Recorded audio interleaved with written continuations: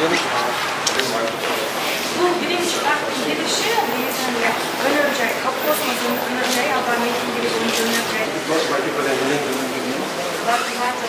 One question, do you produce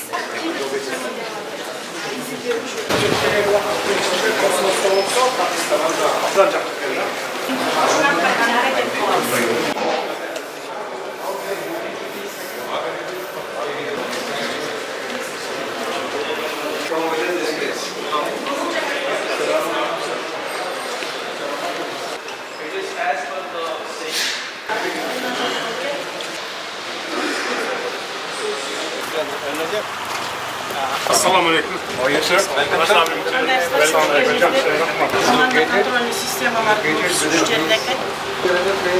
And again we can start operation in a short time.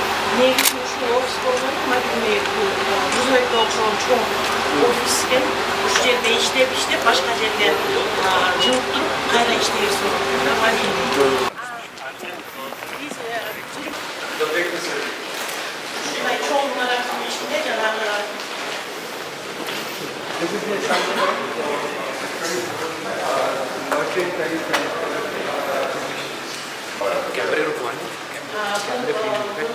which is producing CF-70. Please. We will give you.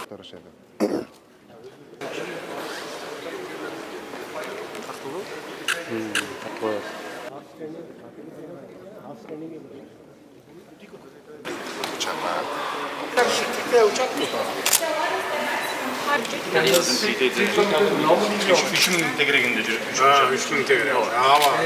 Kıslar otu bir yaklaşık 3 bin tegre.